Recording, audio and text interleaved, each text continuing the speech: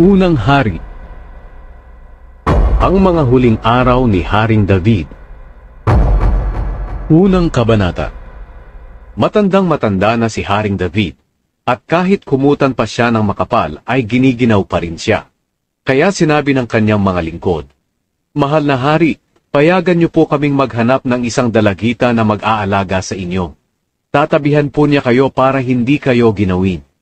Kaya naghanap sila ng magandang dalagita sa buong Israel, at nakita nila si Abishag na taga Shunem, at dinala nila siya sa hari.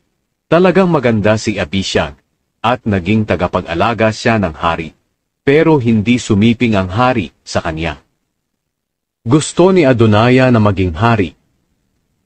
Ngayon si Adonaya na anak ni David kay Hagit ay nagmamayabang na siya ang susunod na magiging hari. Kaya naghanda siya ng mga karwahe at mga kabayo, at 50 tao na magsisilbing tagabantay na mauuna sa kanya. Hindi siya kailanman pinakialaman ng kanyang ama na si David, at hindi sinaway sa kanyang mga ginagawa. Napakagwapong lalaki ni Adonaya, at ipinanganak siyang kasunod ni Absalom. Nakipag-usap siya kay Joab na anak ni Zeruya, at sa paring si Abiatar, tungkol sa balak niyang maging hari, at pumayag ang dalawa na tumulong sa kanya. Ngunit hindi pumanig sa kanya ang paring si Zadok, at ang propetang si Nathan. Pati si Benaya na anak ni Jehoiada, gayon din sina Simei at Rei, at ang magigiting na bantay ni David. Isang araw, pumunta si Adonaya sa bato ng Sohelet malapit sa Enrogel, at naghandog siya roon ng mga tupa, mga baka, at mga pinatabang guya. Inimbitan niya ang halos lahat ng kapatid niyang lalaki kay David, at ang halos lahat ng pinuno ng Huda. Pero hindi niya inimbita ang propetang si Nathan, si Benaya, ang magigiting na bantay ng hari, at si Solomon na kanyang kapatid. Pumunta si Nathan kay Batsheba na ina ni Solomon, at nagtanong, "Hindi mo ba alam na ang anak ni Hagit na si Adonaya ay ginawang hari ang sarili, at hindi ito alam ni Haring David? Kung gusto mong maligtas ang buhay mo at ang buhay ng anak mong si Solomon, sundin mo ang payo ko. Puntahan mo si Haring David at sabihin mo sa kanya, 'Mahal na hari, hindi po ba't nangako kayo sa akin na ang anak nating si Solomon ang papalit sa inyo bilang hari? Bakit si Adonaya po ang naging hari? At habang nakikipag-usap ka sa hari, papasok ako at patutunayan ko ang iyong sinasabi.' Kaya nagpunta si Batsheba sa kwarto ng hari. Matanda na talaga ang hari, at si Abishag na taga Shunem ang nag-aalaga sa kanya. Yumukod si Batsheba at lumuhod sa hari bilang paggalang. Tinanong siya ng hari, "Ano ang kailangan mo?" Sumagot si Batsheba, "Mahal na hari, nangako po kayo sa akin, sa pangalan ng Panginoon na inyong Diyos, na ang anak nating si Solomon ang papalit sa inyo bilang hari. Ngunit ipinalagay ni Adonaya na siya na ang hari ngayon, at hindi mo ito alam. Naghandog siya ng maraming torong baka, mga pinatabang guya at mga tupa. Inanyayahan niya ang lahat ng anak mong lalaki, maliban kay Solomon na iyong lingkod. Inanyayahan din niya ang paring si Abiatar at si Joab, na commander ng inyong mga sundalo.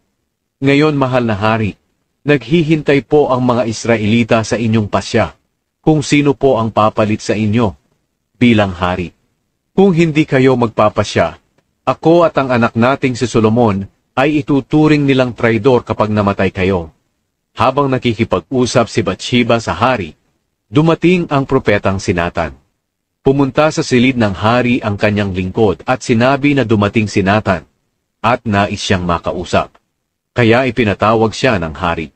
Pagpasok ni Nathan, nagpatira pa siya sa hari bilang paggalang, at sinabi, "Mahal na hari, sinabi po ba ninyong si Adonaya ang siyang papalit sa inyo bilang hari?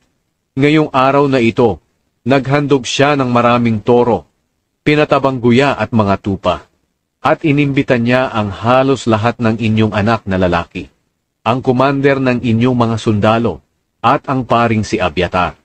Ngayoy kumakain at nagiinuman sila at nagsasabi, 'Mabuhay si Haring Adonaya!'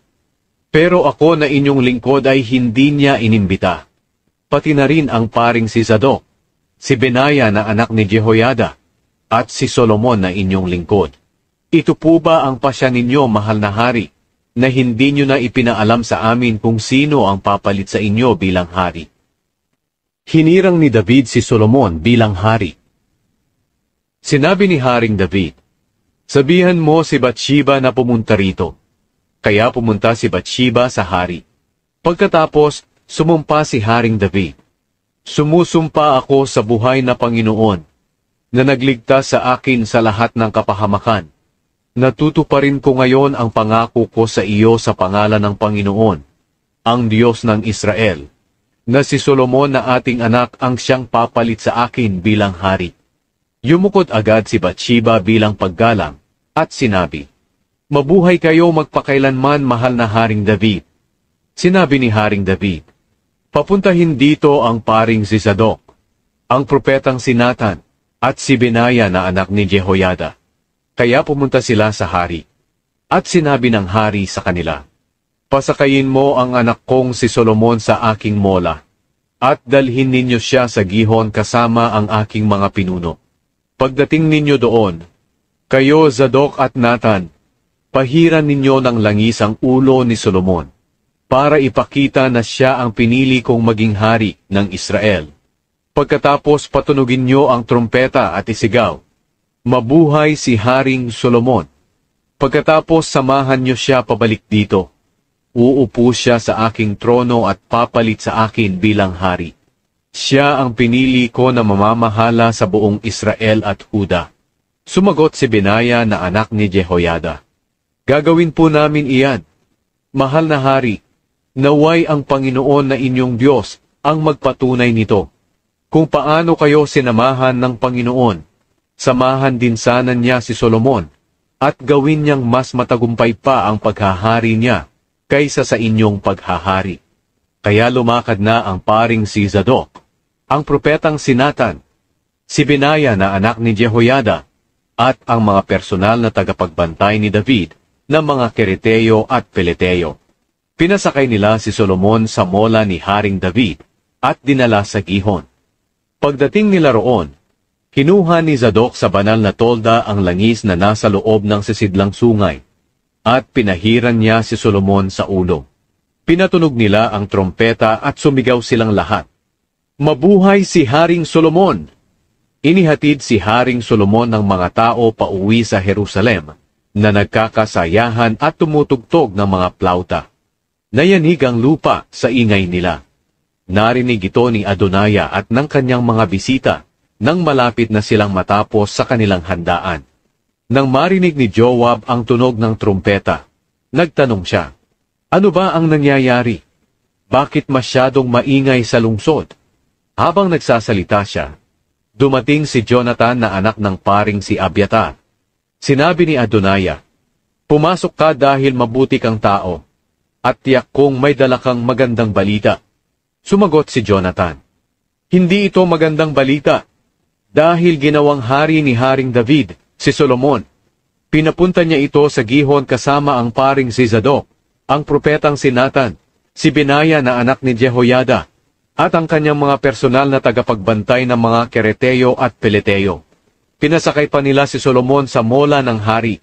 Pagdating nila sa Gihon, pinahiran siya ng langis ni Zadok at Nathan, para ipakitang siya ang piniling hari. Kababalik lang nila, kaya nga nagkakasayahan ng mga tao sa lungsod. Iyan ang mga ingay na inyong naririnig. At ngayon si Solomon na ang nakaupo sa trono bilang hari. Pumunta rin kay Haring David ang mga pinuno niya para parangalan siya. Sinabi nila, gawin sanang mas tanyag ng inyong Diyos si Solomon kaysa sa inyo, at gawin sana niyang mas matagumpay pa ang paghahari niya kaysa sa inyo. Yumukod agad si David sa kanyang higaan para sumamba sa Panginoon.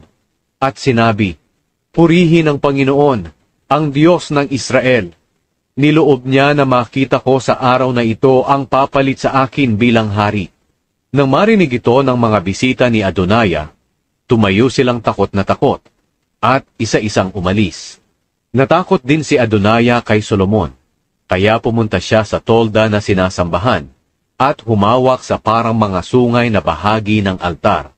May nagsabi kay Solomon, Natakot sa inyo si Adonaya, at ngayon nakahawak siya sa parang mga sungay na bahagi ng altar. Hinihiling niya na sumumpa kayong hindi niyo siya papatayin. Sinabi ni Solomon, kung mananatili siyang tapat sa akin, hindi siya mapapahamak. Pero kung magtatraidor siya, mamamatay siya. Pagkatapos, ipinakuha ni Haring Solomon si Adonaya roon sa altar, at pagdating ni Adonaya, yumukod siya kay Haring Solomon bilang paggalang. Sinabi ni Solomon sa kanya, umuwi ka na. Ang mga habili ni David kay Solomon. Ikalawang kabanata. Nang malapit nang mamatay si David, naghabilin siya kay Solomon na kanyang anak ng ganito, malapit na akong mamatay, kaya magpakatatag ka at magpakatapang, at sundin ang mga iniuutos ng Panginoon na iyong Diyos. Sumunod ka sa kanyang mga pamamaraan, mga tuntunin, at mga utos na nakasulat sa kautusan ni Moises, para magtagumpay ka sa lahat ng gagawin mo saan ka man magpunta. Kung gagawin mo ito, tutuparin ng Panginoon ang pangako niya sa akin, na kung ang aking mga lahi ay mamumuhay ng tama, at buong buhay na susunod sa Kanya ng may katapatan, laging sa kanila magmumula ang maghahari sa Israel. Ito pa ang bilin ko sa iyo. Nalaman mo kung ano ang ginawa sa akin ni Joab na anak ni Zeruya. Pinatay niya ang 2 komander ng mga sundalo ng Israel, na si Abner na anak ni Ner, at si Amasa na anak ni Jeter. Pinatay niya sila na parang mga kaaway, pero ginawa niya iyon sa panahon na walang labanan. Siya ang may pananagutan sa pagkamatay nila. Kaya gawin mo ang naiisip mong mabuting gawin sa kanya, pero huwag mong hayaan na payapa siyang mamatay sa katandaan. Ngunit maging mabuti ka sa mga anak ni Barzillai na taga-Gilead, at pakainin silang kasama mo. Dahil tinulungan nila ako nang tumakas ako sa kapatid mong si Absalom. Tandaan mo si Shimei na anak ni Gera, na taga-Bahurim at mula sa lahi ni Benjamin. Isinumpa niya ako ng matindi nang pumunta ako sa Mahanaim. Pero nang magkita kami sa ilog ng Hordan, nakipagkasundo ako sa kanya sa pangalan ng Panginoon, na hindi ko siya papatayin. Pero ngayon, ikaw ang hahatol sa kanya. Matalino ka at alam mo kung ano ang dapat gawin. Kahit matanda na siya, ipapatay mo siya. Pagkatapos, namatay si David at inilibing sa kanyang lungsod. Naghari siya sa buong Israel sa loob ng 40 taon, 7 taon sa Hebron, at 33 taon sa Jerusalem. Si Solomon ang pumalit sa ama niyang si David bilang hari, at tunay na matatag ang kaharian niya. Namatay si Adonaya. Ngayon, si Adonaya na anak ni Hagit ay pumunta kay Batsheba, na ina ni Solomon. Nagtanong si Batsheba sa kanya, mabuti ba ang pakay mo sa pagpunta rito? Sumagot si Adonaya, mabuti po, may hihilingin lang ako sa inyo. Nagtanong si Batsheba, ano ba ang hihilingin mo? Sumagot si Adonaya, nalalaman ninyo na ako na sana ang naging hari, at hinihintay ito ng buong Israel. Pero iba ang nangyari. Ang kapatid ko ang siyang naging hari, dahil iyan ang gusto ng Panginoon. Ngayon, may hihilingin ako sa inyo, at kung maaari, huwag niyo akong biguin. Nagtanong si Batsheba, ano ba iyon? Sumagot si Adonaya, kung maaari ay hilingin niyo kay Haring Solomon, na mapangasawa ko si Abishag na taga Shunem. Alam kong hindi siya tatanggi sa inyo. Sumagot si Batsheba, sige, sasabihin ko sa hari. Kaya pumunta si Batsheba kay Haring Solomon, para sabihin sa kanya ang tungkol sa kahilingan ni Adonaya. Pagkakita ni Solomon sa kanya, tumayo si Solomon mula sa kanyang trono, para salubungin siya, at agad siyang yumukod sa kanyang ina bilang paggalang. Pagkatapos muli siyang naupo sa kanyang trono. Nagpakuha siya ng upuan, at ipinalagay sa kanan niya, at doon pinaupo ang kanyang ina. Sinabi ni Batsheba, mayroon akong maliit na kahilingan sa iyo. Huwag mo sana akong tatanggihan. Sumagot ang hari, ano po ang hihilingin ninyo? hindi ko kayo bibiguin. Sinabi ni Bathsheba, hayaan mong mapangasawa ng iyong kapatid na si Adonaya si Abishag na taga Shunem. Nagtanong si Haring Solomon, bakit hinihiling ninyo na mapangasawa ni Adonaya si Abishag? Baka hilingin nyo rin na ibigay ko sa kanya ang kaharian ko, dahil mas matanda siya sa akin, at kakampi niya ang paring si Abiatar at si Joab, na anak ni Zeruya. Pagkatapos, sumumpa si Haring Solomon sa pangalan ng Panginoon.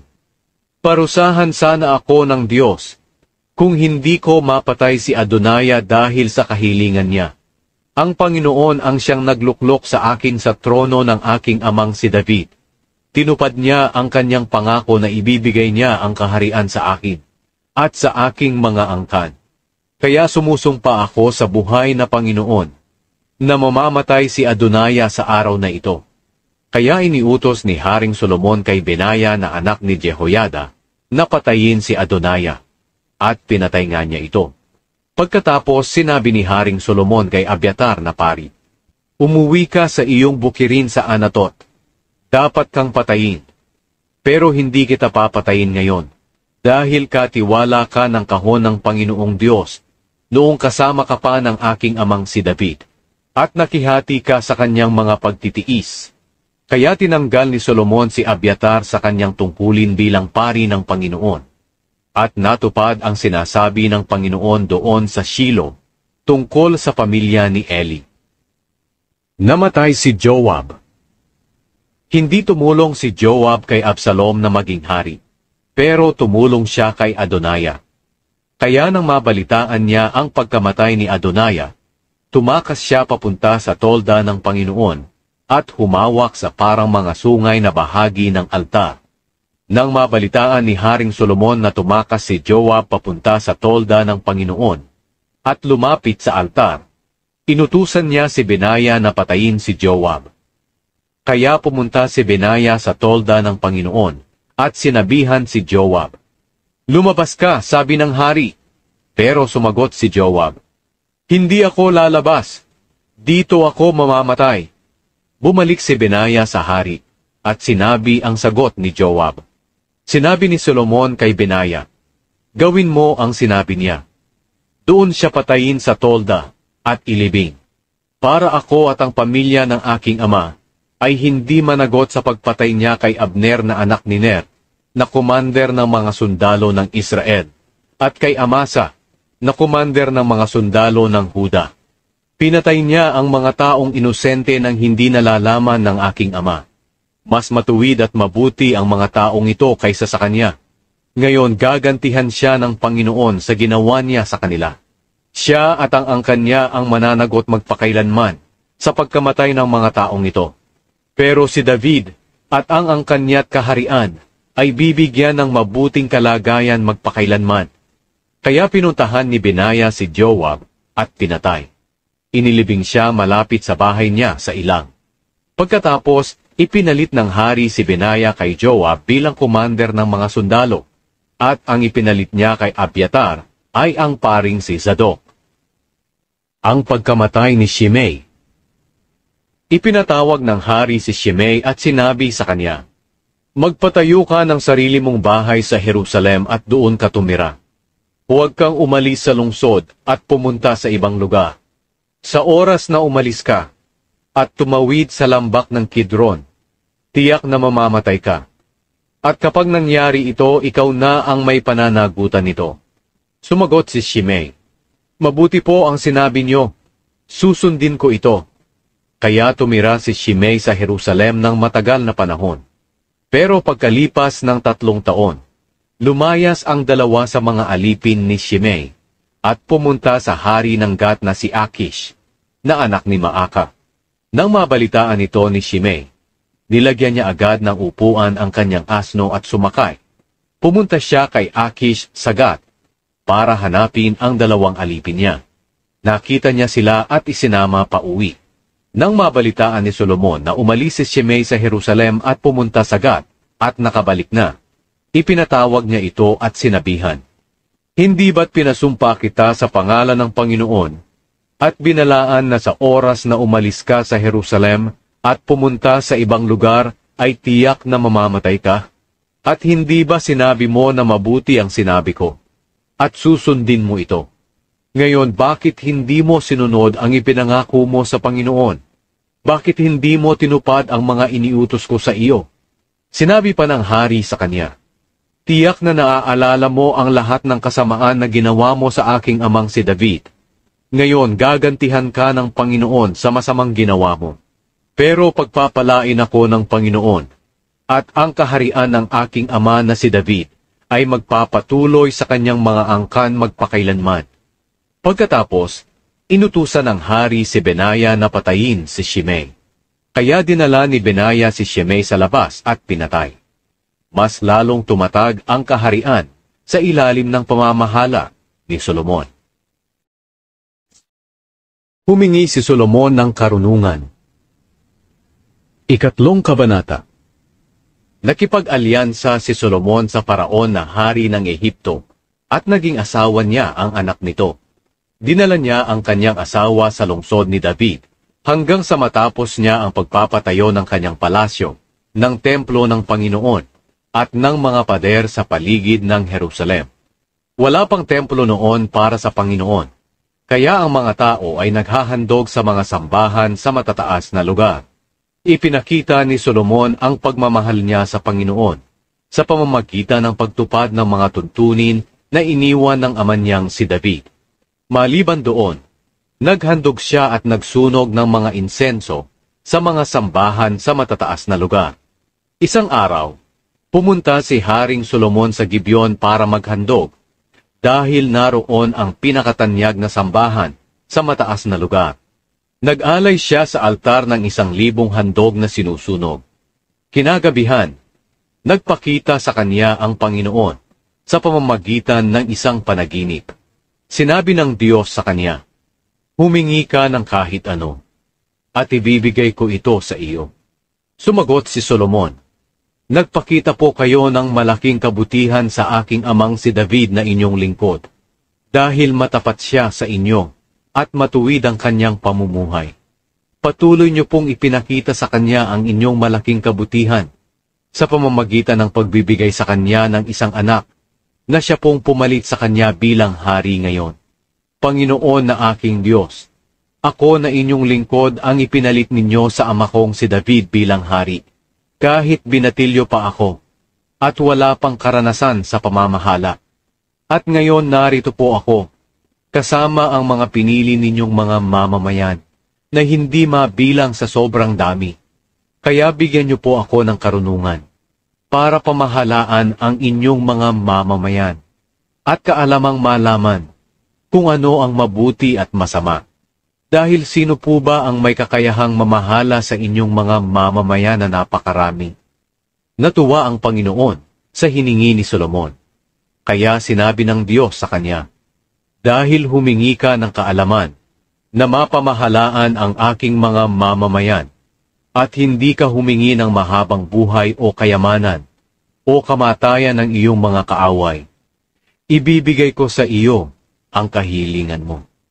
Bibigyan kita ng karunungan at kaalaman, na hindi pa naaangkin ng kahit sino, noon at sa darating na panahon.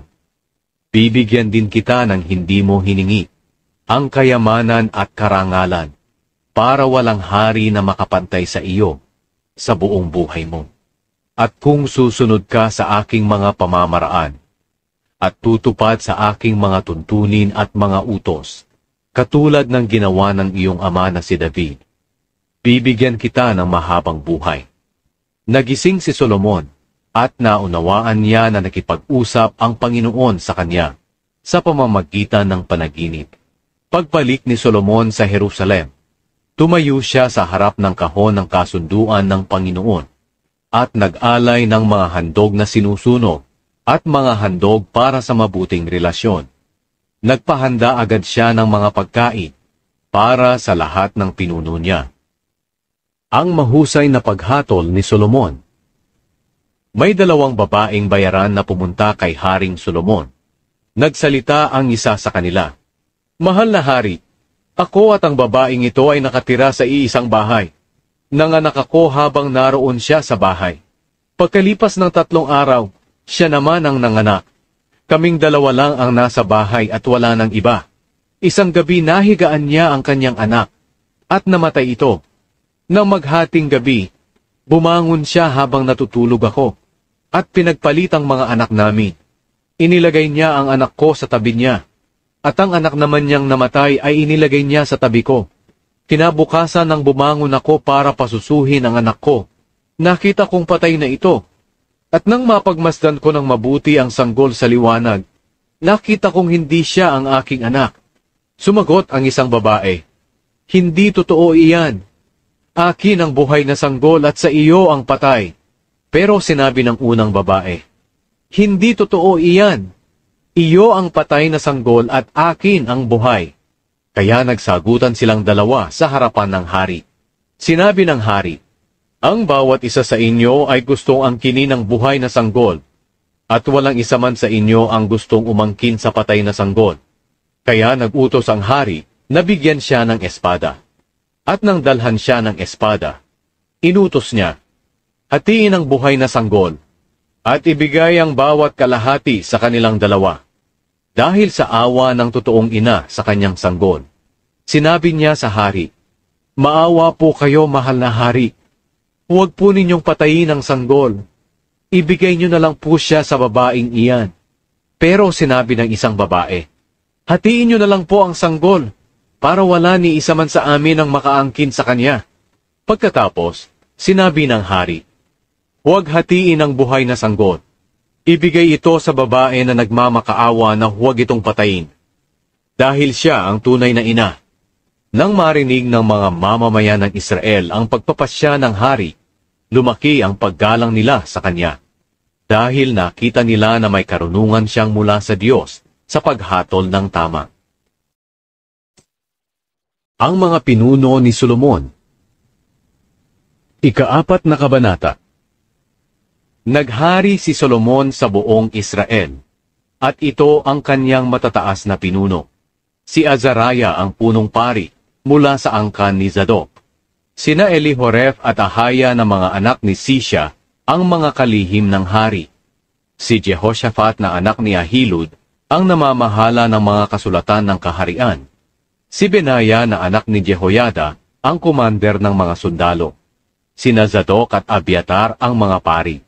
Si Azariah na anak ni Nathan ang pinuno ng mga gobernador sa mga distrito ng Israel.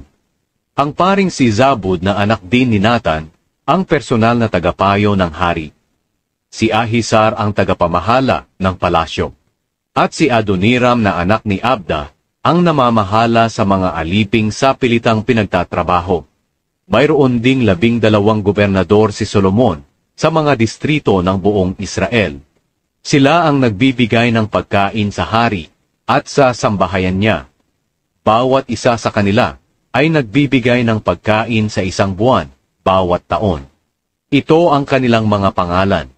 Si Ben-Hur na namamahala sa kabundukan ng Ephraim.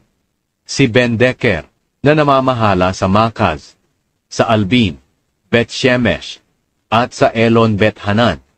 Si Ben-Hesed na namamahala sa Arubot, kasama na rito ang Soko at ang buong lupain ng Hefer.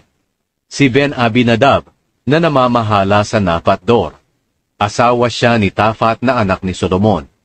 Si Baana na anak ni Ahilud na namamahala sa Taanak, Megiddo, sa buong Betshan malapit sa Zaretan, sa ibaba ng Jezreel, at sa mga lugar na mula sa Betshan hanggang Abel-Mehola at patawid sa Jokmeam.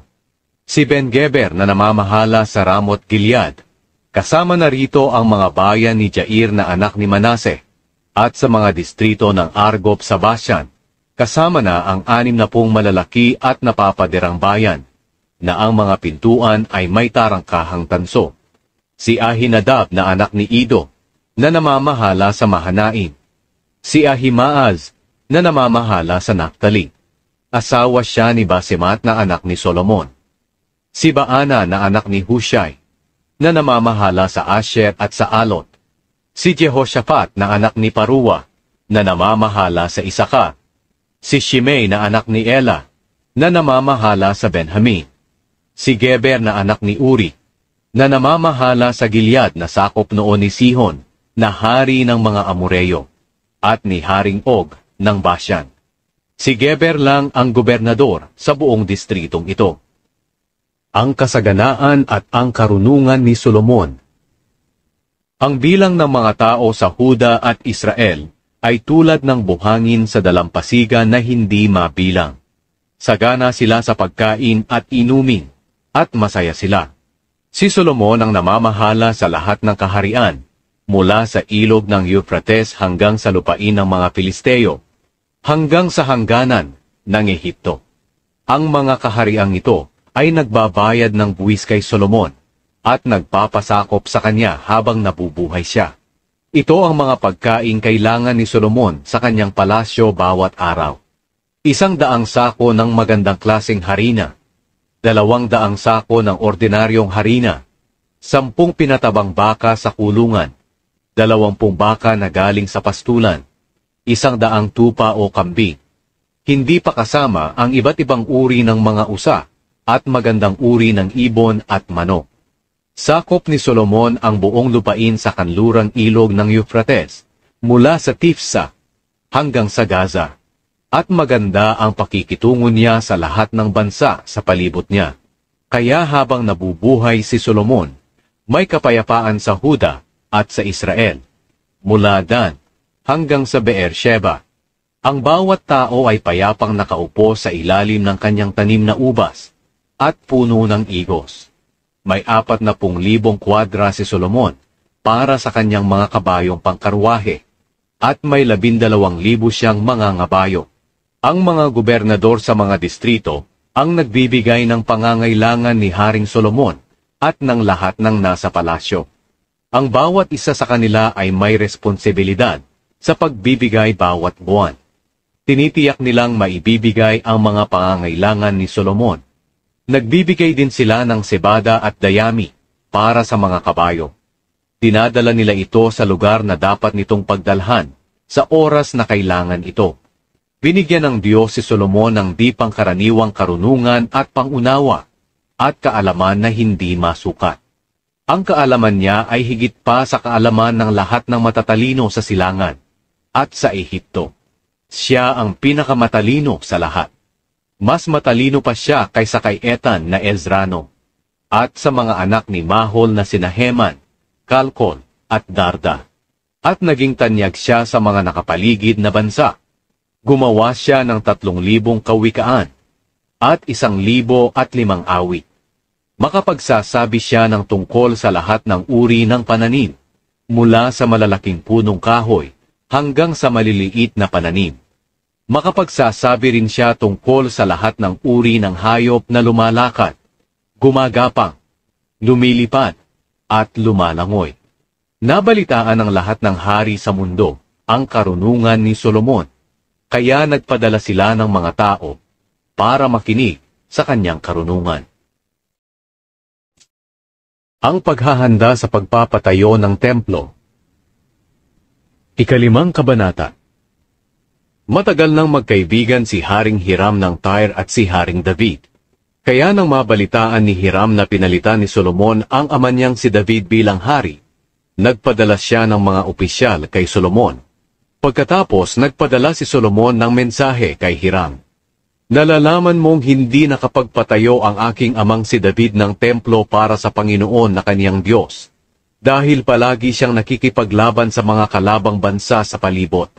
Hindi siya makakapagpatayo nito hanggang hindi pa ipinapatalo sa kanya ng Panginoon ang lahat ng kanyang kalaban. Pero ngayon ay binigyan ako ng Panginoon na aking Diyos ng kapayapaan sa paligid. Wala na akong mga kalaban, at wala na ring panganib. Kaya naisip ko na magpatayo na ng templo para sa karangalan ng Panginoon na aking Diyos, ayon sa sinabi ng Panginoon sa aking amang si David. Ito ang kanyang sinabi: ang iyong anak na ipapalit ko sa iyo bilang hari, ang siyang magpapatayo ng templo para sa karangalan ng aking pangalan. Kaya iutos mo sa iyong mga tauhan na pumutol ng mga puno ng sedro sa Lebanon para sa akin. Patutulungin ko sa kanila ang mga tauhan ko. at uupahan ko ang mga tauhan mo ayon sa gusto mo. At alam mo rin na wala talaga kaming tao na mahusay pumutol ng mga puno, tulad ng mga tauhan mong Sidoneo. Tuwang-tuwa si Hiram nang matanggap niya ang mensahe ni Solomon. Sinabi niya, "Purihin natin ang Panginoon sa araw na ito, dahil binigyan niya si David ng matalinong anak, para pamahalaan ang makapangyarihang bansang ito." Kaya nagpadala si Hiram ng mensahe kay Solomon na nagsasabi, "Natanggap ko ang ipinadala mong mensahe, at ibibigay ko sa iyo ang mga kailangan mong kahoy na sedro at sipres. Hahakutin ito ng mga tauhan ko mula sa Lebanon hanggang sa dagat, at gagawin nila itong parang balsa, at palulutangin papunta sa lugar na pipiliin mo. At doon ito kakalagin ng mga tauhan ko at kayo na ang bahalang kumuha nito. Bilang kabayaran, bigyan mo ako ng pagkain para sa mga tauhan ko sa palasyo." Pinadalhan nga ni Hiram si Solomon ng lahat ng kahoy na sedro at sipres na kailangan niya.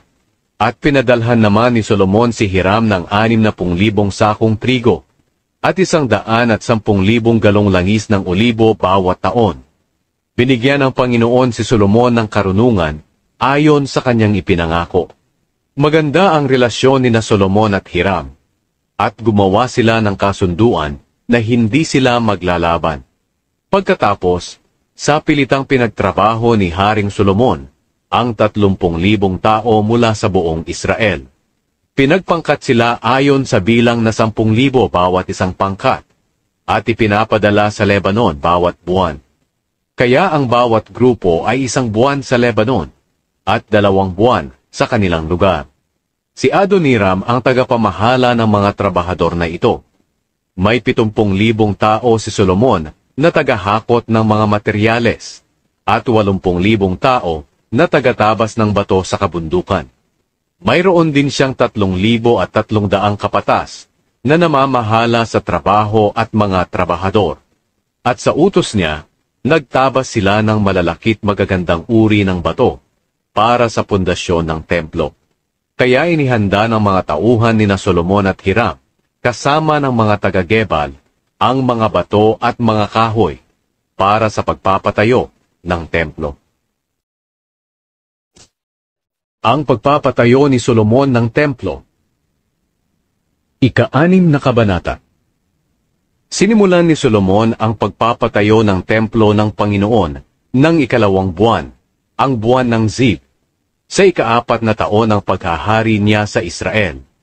480 taon iyon ng paglaya ng mga Israelita sa Ehipto. Ang templo na ipinatayo ni Haring Solomon para sa Panginoon ay 70 talampakan ng haba, 30 talampakan ng luwang, at 45 talampakan ang taas.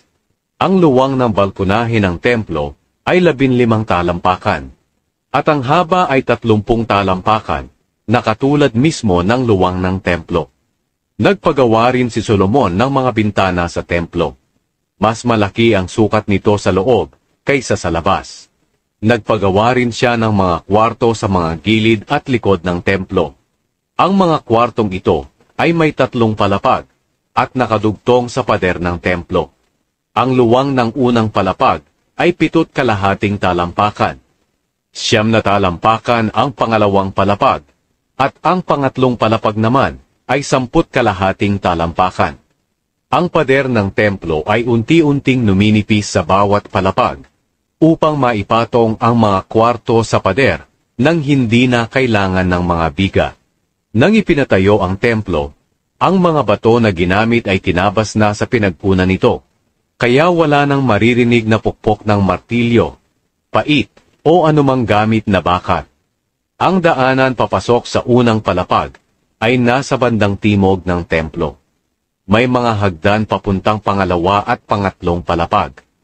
Nang nailagay na ang mga dingding ng templo, pinalagyan ito ni Solomon ng kisame na ang mga tabla ay sedro. At ang mga kwarto sa mga gilid at likod ng templo na ang taas ay 7.5 talampakan na nakakabit sa templo ay ginamitan din ng mga kahoy na sedro. Sinabi ng Panginoon kay Solomon, "Kung tutuparin mo ang aking mga tuntunin at mga utos, Tutuparin ko rin sa pamamagitan mo ang ipinangako ko kay David na iyong ama. Maninirahan ako kasama ng mga Israelita sa templong ito na iyong ipinatayo, at hindi ko sila itatakwil. Natapos ni Solomon ang pagpapatayo ng templo. Ang mga ipinagawa sa loob ng templo. Ang dingding sa loob ng templo ay natatakpan ng tablang sedro mula sa sahig hanggang sa kisame, at ang sahig ay kahoy na sipres.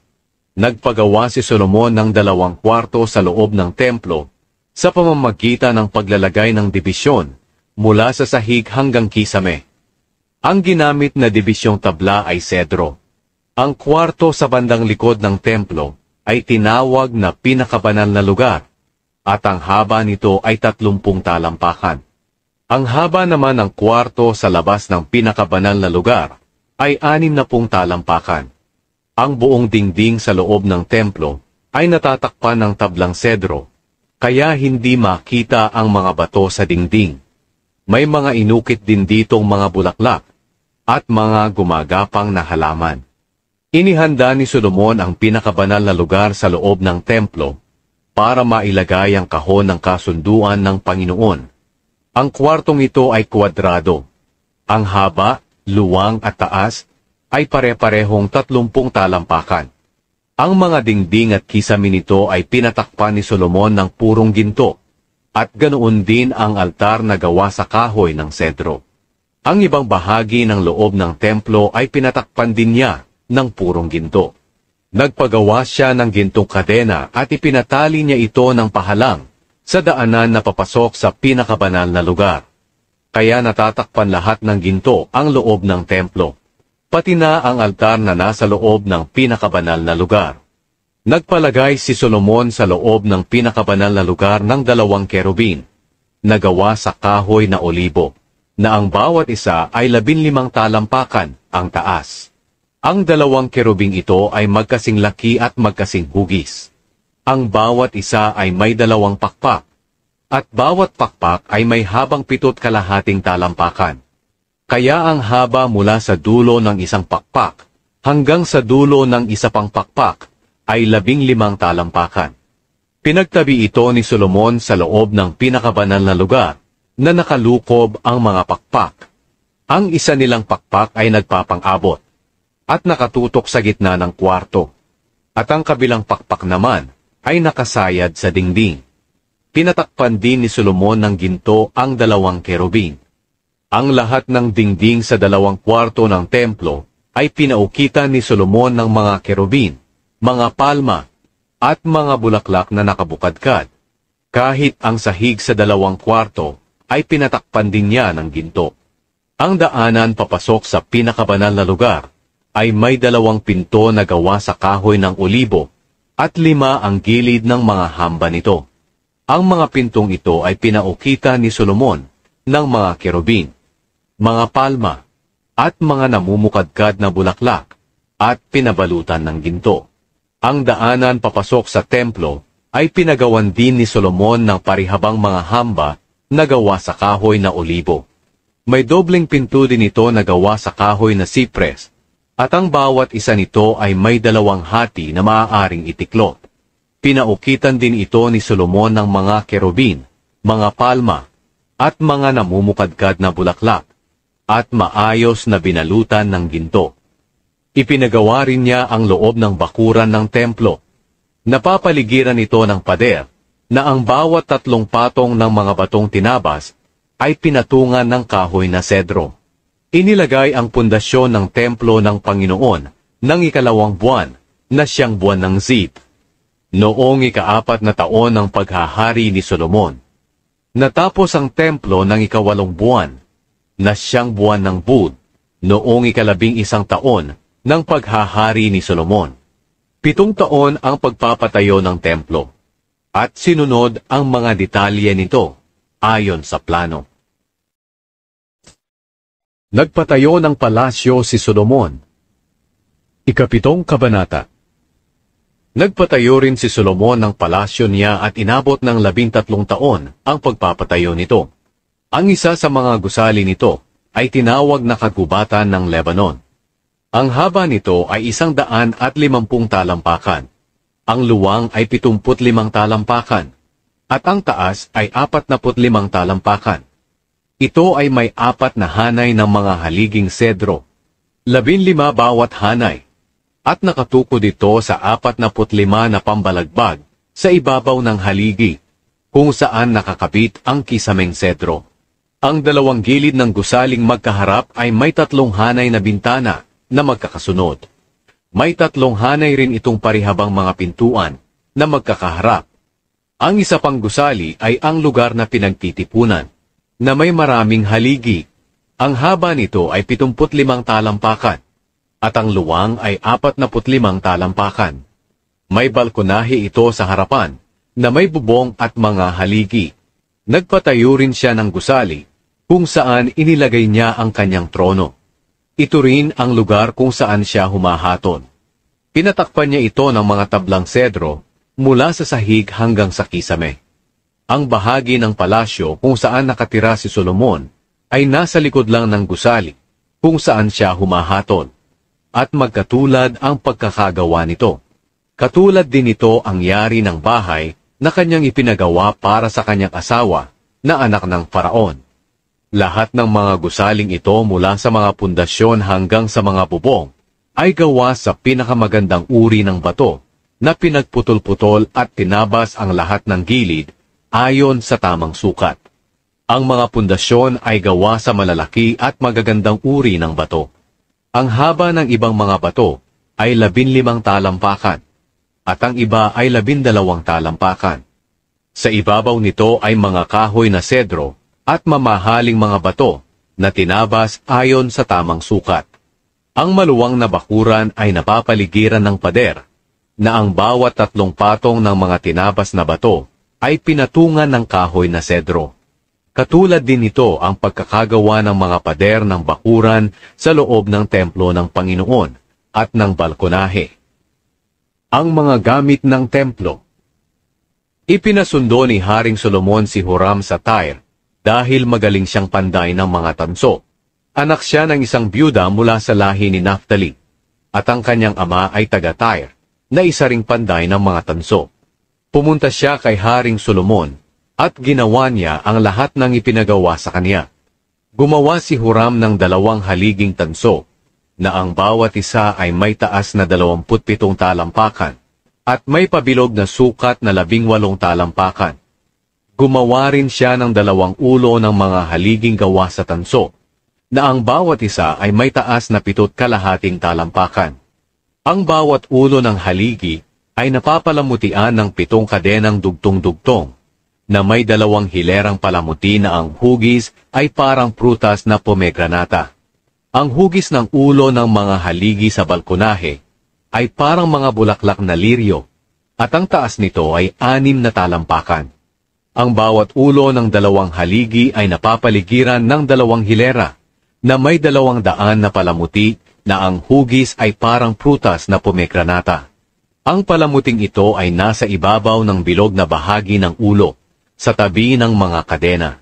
Itinayo ni Huram ang mga haligi sa balkonahe ng templo. Ang haligi sa gawing timog ay tinawag niyang Jakin, at ang haligi sa gawing hilaga ay tinawag niyang Boaz. Ang hugis ng mga ulo ng mga haligi ay parang mga bulaklak na liryo. At natapos ang pagpapagawa ng mga haligi. Pagkatapos, gumawa si Huram ng malaking lalagyan ng tubig na parang kawa, na tinatawag na dagat. Ang lalim nito ay 7 kalahating talampakan. Ang luwang ay 15 talampakan. At ang sukat sa paligid ay 45 talampakan. Napapalibutan ito ng 2 hilerang palamuti sa ilalim ng bibig nito. Ang bilog-bilog na palamuting ito ay nakapalibot, 6 bawat isang talampakan. Kasama na itong ginawa ng gawin ang sisidlan. Nakapatong ang sisidlan sa likod ng 12 tansong toro na magkakatalikod. Ang 3 toro ay nakaharap sa gawing hilaga, ang 3 ay sa kanluran, ang 3 ay sa timog, at ang 3 naman ay sa gawing silangan. Ang kapal ng sisidlan ay mga 3 pulgada, at ang ilalim nito ay parang bibig ng tasa na nakakurba palabas katulad ng namumukadkad na bulaklak ng liryo. At maaari itong malagyan ng mga 11,000 galong tubig. Gumawa rin si Huram ng 10 tansong kariton na gagamitin sa paghakot ng tubig. Ang haba ng bawat isa ay 6 na talampakan. Ang luwang ay 6 ding talampakan. At ang taas ay 4.25 talampakan. Ganito ang pagkagawa ng mga kariton.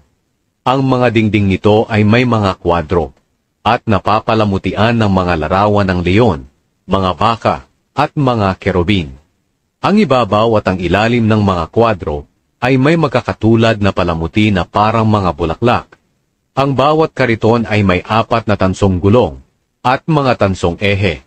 Sa bawat sulok ng mga kariton ay may tukod na humahawak sa pabilog na patungan ng tansong planggana.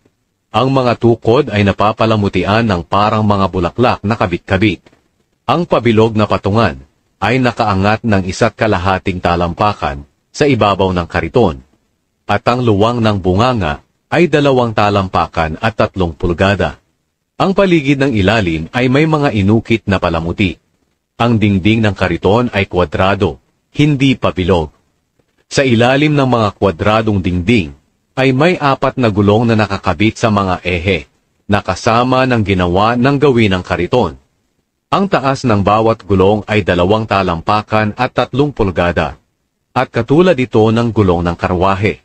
Ang mga ehe, tubo, rayos at tapalodo ng gulong ay gawa lahat sa tanso. Ang bawat kariton ay may 4 na hawakan, isa sa bawat gilid, at naiporma na ito kasama ng kariton. Sa ibabaw ng bawat kariton ay may pabilog na leeg na may 9 na pulgada ang taas. Ang mga tukod nito at ang dingding ay naiporma na din kasama ng kariton. Napapalamutian ang dingding at mga tukod ng mga larawan ng kerubin, leon, at puno ng palma, kahit saan na may lugar para sa mga ito. At may palamuti rin ito na parang mga bulaklak na kabit-kabit sa paligid. Ganito ang pagkakagawa ni Huram ng 10 kariton. Magkakatulad lahat ang kanilang laki at hugis, sapagkat iisa lang ang pinaghulmahan nilang lahat. Nagpagawa rin si Huram ng 10 tansong planggana, isa para sa bawat kariton. Ang luwang ng bawat planggana ay 6 na talampakan at maaaring lagyan ng 220 galong tubig. Inilagay niya ang 5 kariton sa bandang timog ng templo at ang 5 naman sa bandang hilaga. Inilagay niya ang lalagyan ng tubig na tinatawag na dagat sa pagitan ng gawing silangan at gawing timog ng templo. Nagpagawa rin siya ng mga palayok, mga pala, at mga mangkok na ginagamit sa pangwisik. Natapos ni Huram ang lahat ng ipinagawa sa kanya ni Haring Solomon para sa templo ng Panginoon. Ito ang kanyang mga ginawa: ang 2 haligi, ang 2 parang mangkok na ulo ng mga haligi, ang 2 magkadugtong na mga kadenang palamuti sa ulo ng mga haligi, ang 400 palamuti, na ang hugis ay parang prutas na pomegranata. Nakakabit ang 2 hilera nito sa bawat magkadugtong na mga kadenang nakapaikot sa ulo ng mga haligi, ang 10 kariton at ang 10 palanggana nito, ang lalagyan ng tubig na tinatawag na dagat, at ang 12 tansong toro sa ilalim nito, ang mga palayok, mga pala, at mga mangkok na ginagamit sa pangwisik. Ang lahat ng ito na ipinagawa ni Haring Solomon kay Huram na para sa templo ng Panginoon ay gawa lahat sa pinakinang na tanso. Ipinagawa ang mga ito ni Haring Solomon sa pamamagitan ng hulmahan na nasa kapatagan ng Hordan, sa pagitan ng Sukot at Zaretan. Napakarami ng mga bagay na ito, kaya hindi na ito ipinakilo ni Solomon. Hindi alam kung ilang kilo ang mga tansong ito. Nagpagawa rin si Solomon ng mga kagamitang ito para sa templo ng Panginoon: ang gintong altar, ang mga gintong mesa na pinaglalagyan ng tinapay na inihahandog sa presensya ng Diyos, ang mga patungan ng ilaw na purong ginto na nakatayo sa harap ng pinakabanal na lugar, 5 sa bandang kanan at 5 sa kaliwa, ang mga gintong bulaklak, mga ilaw, at mga pangsipi, ang mga baso na purong ginto, mga panggupit ng mitsa ng ilaw, mga mangkok na ginagamit sa pangwisik, mga sandok, at mga lalagyan ng insenso. Ang mga gintong bisagra para sa mga pintuan ng pinakabanal na lugar at gitnang bahagi ng templo. Nang matapos na ni Solomon ang lahat ng gawain para sa templo ng Panginoon, dinala niya sa bodega ng templo ang lahat ng bagay na itinalaga ng ama niyang si David, pati na ang ginto, pilak, at iba pang kagamitan. Dinala sa templo ang kahon ng kasunduan. Ikawalong kabanata. Ipinatawag ni Haring Solomon sa Jerusalem ang mga tagapamahala ng Israel at ang lahat ng pinuno ng mga lahi at mga pamilya sa Israel para kunin ang kahon ng kasunduan ng Panginoon mula sa Zion, ang lungsod ni David. Pumunta silang lahat kay Haring Solomon noong panahon ng pista ng pagtatayo ng mga kubol, noong buwan ng Etanim na siyang 7 buwan. Nang magkatipon na ang lahat ng tagapamahala ng Israel, kinuha ng mga pari at ng mga Levita ang kahon ng Panginoon, pati ang toldang tipanan at ang mga banal na gamit nito, at dinala nila ang lahat ng ito sa templo. Naghandog si Haring Solomon at ang buong mamamayan ng Israel sa harapan ng kahon ng kasunduan. Napakaraming tupa at baka ang kanilang inihandog. Hindi ito mabilang dahil sa dami. Pagkatapos, dinala ng mga pari ang kahon ng kasunduan ng Panginoon sa lugar nito, roon sa pinakaloob ng templo, sa pinakabanal na lugar, sa ilalim ng pakpak ng mga kerubin. Nakalukob ang pakpak ng mga kerubin, kaya natatakpan nito ang kahon at ang mga hawakang pasanan nito. Itong mga hawakang pasanan ay mahaba. Ang dulo nito ay kita sa banal na lugar, sa harapan ng pinakaloob ng templo, pero hindi ito makita sa labas ng banal na lugar. At naroon pa ito hanggang ngayon. Walang ibang laman ang kahon maliban sa 2 malalapad na bato, na inilagay ni Moises noong nandoon siya sa Horeb, kung saan gumawa ng kasunduan ang Panginoon sa mga Israelita, pagkatapos nilang lumabas sa Ehipto. Nang lumabas ang mga pari sa banal na lugar, may ulap na bumalot sa templo ng Panginoon. Hindi na makagawa ang mga pari sa kanilang gawain sa templo dahil sa ulap, dahil ang kapangyarihan ng Panginoon ay bumalot sa kanyang templo. At nanalangin si Solomon, "Sinabi niyo po, Panginoon, na maninirahan kayo sa makapal na ulap. Ngayon nagpatayo po ako ng kahanga-hangang templo para sa inyo, na matatahanan niyo magpakailanman." Ang mensahe ni Solomon sa mga mamamayan ng Israel. Pagkatapos, humarap si Haring Solomon sa buong mamamayan ng Israel na nakatayo roon, at binasbasan niya sila. Sinabi niya, "Purihin ang Panginoon, ang Diyos ng Israel. Tinupad niya ang kanyang pangako sa aking ama na si David. Sinabi niya noon, mula ng panahon na inilabas ko ang mga mamamayan kong Israelita sa Ehipto, hindi ako pumili ng lungsod sa kahit anong lahi ng Israel para pagtayuan ng templo, para sa karangalan ng aking pangalan. Ngunit pinili ko si David, upang mamahala sa mga mamamayan kong Israelita. Nasa puso ng aking amang si David, na magtayo ng templo sa pagpaparangal sa Panginoon, ang Diyos ng Israel.